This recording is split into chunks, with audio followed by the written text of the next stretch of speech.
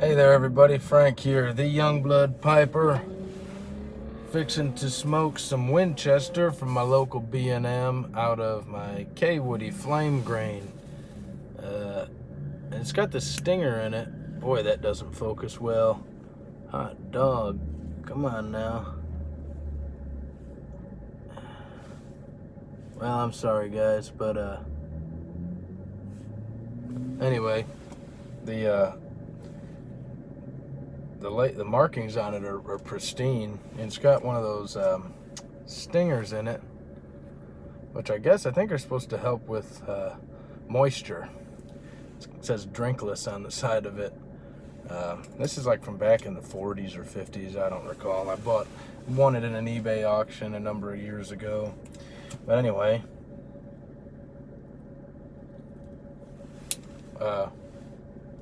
still smoking those mild aromatics that the local B&M sells, Colonel's Pipe Shop, I think is what it's called.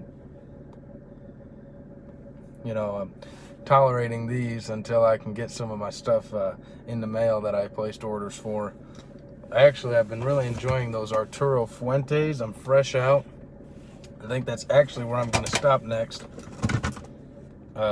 Here quickly before I go home and get another 10, or maybe even try the Ashton's. Ashton sells something kind of comparable to this, 8 or 10 little cigars in it. But I was just here at the clinic trying to get a primary care physician. We've been living here in San Angelo, Texas for 6 months or so now. So if you're ever in the area, let me know.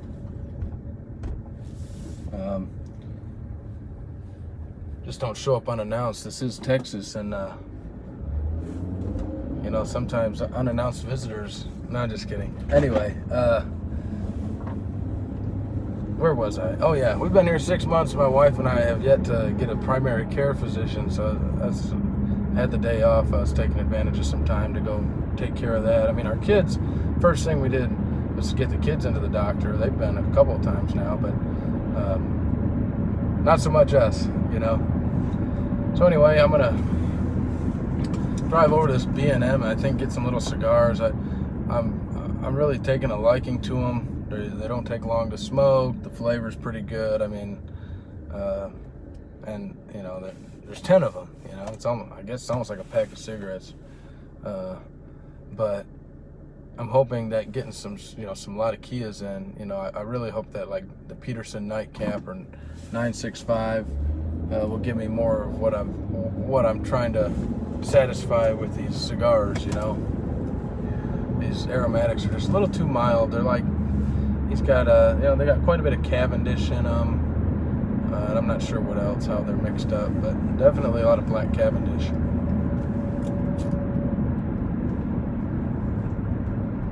And yes, I was just steering with my knees.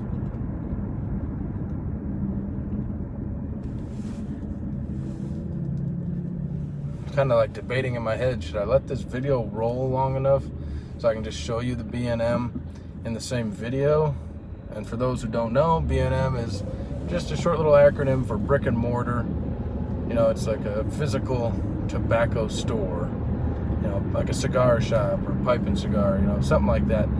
A lot of things are purchased online, and it's nice to have your own brick and mortar you can go to, sit in an old worn leather couch with a bunch of smoke in the air and just relax and have some good fellowship with other individuals who can appreciate fine tobacco and not be worried about all the inherent risks that modern 21st century Americans are worried about. Oh Lord, it's gonna give me cancer. I can't do it. Well, I mean, perhaps, but everything else gives you cancer too. And I know I'm gonna rot in the ground one way or the other, so I might as well go out and join a pipe. But yeah, so I'm debating whether or not I should keep this video rolling to an ungodly length like I used to, and then show you, kind of show you the B&M, or just make a second video.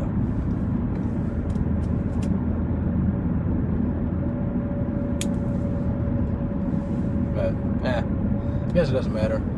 I mean, half a dozen one way, or what do they call it? What do they say? Half a dozen one ways.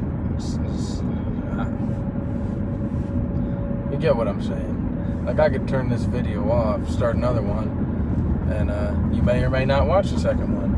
Or I could let this video roll for 15 minutes, and you may decide not to watch the whole 15-minute video. I guess it really makes no difference to me.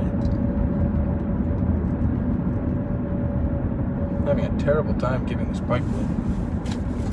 It's tamped, I guess. I'm not very good at smoking a pipe these days.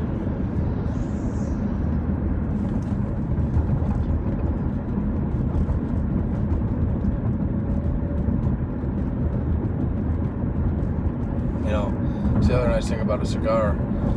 There's really no effort or talent, you know, required to keep it lit. It just burns as long as you smoke it. The pipe, well, that's a different story. And that is something that I'm slowly but surely trying to get the knack for again. But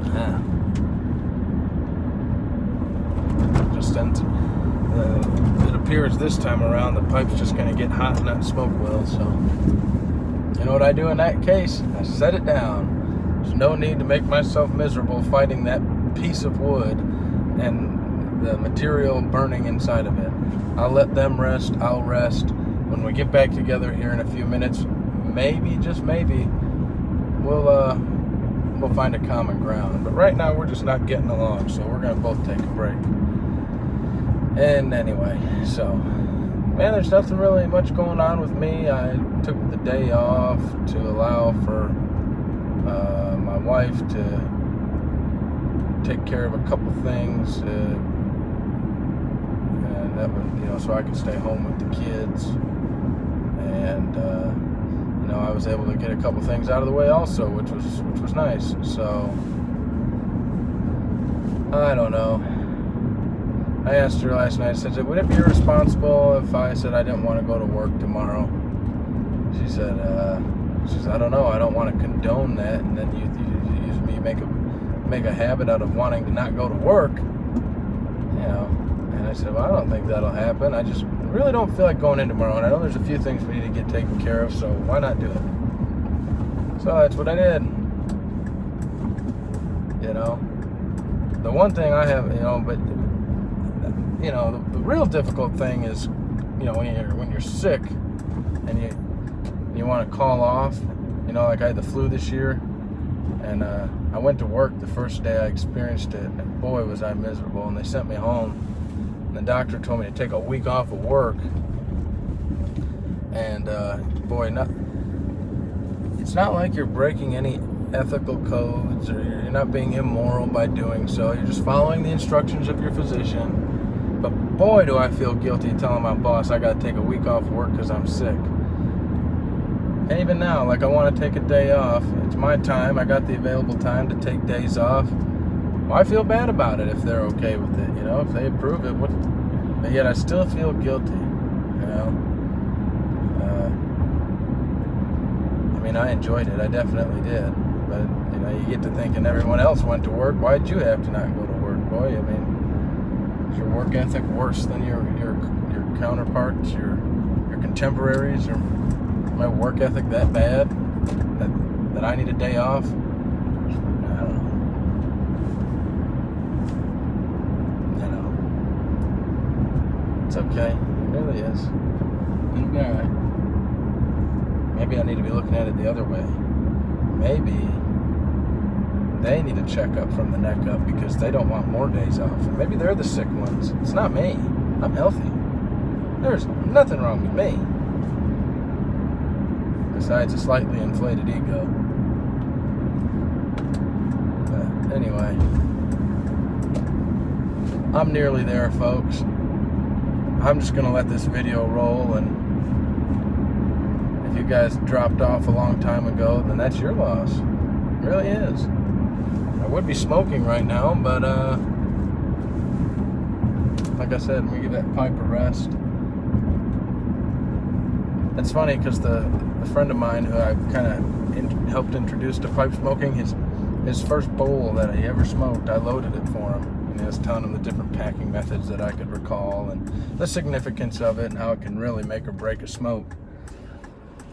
And man, the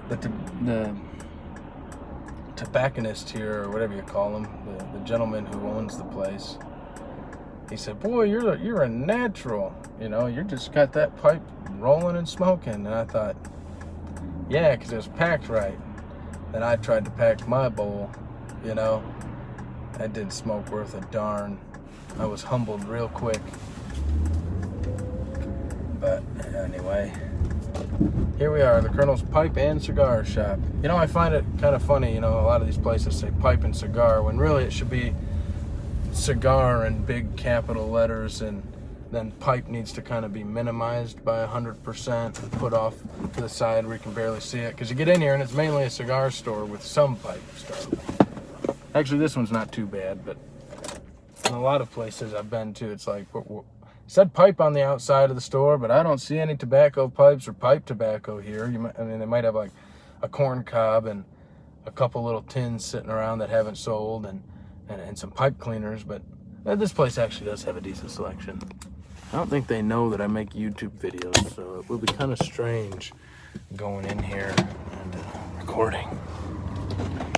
Okay, just to give you guys a little, oh, there goes my nice Corona lighter, straight onto the ground.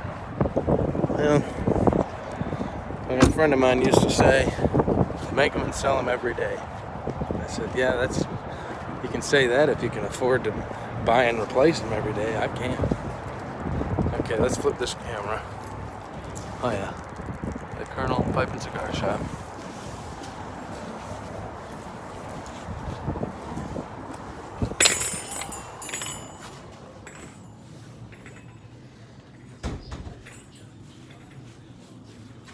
How you doing?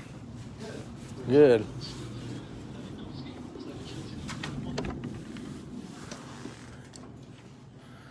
And you can see I'm in the humidor now, coming to get these little, I got these little cigars over here.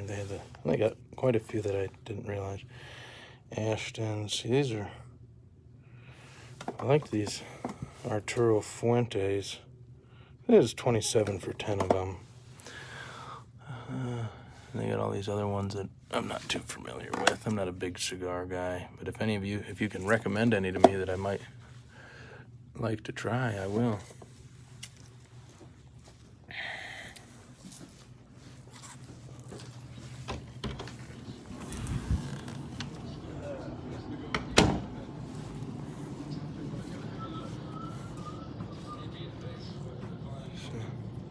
You can see what they got. Just a selection of things. Oh, look at that nice clay pipe. Neat. They've got a wonderful Meerschaum collection I'll show you here in a minute.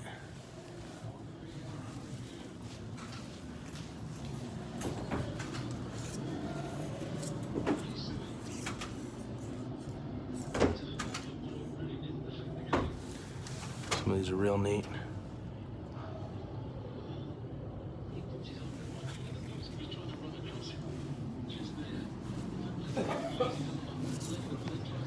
Anyway, folks, I'm out. Later on.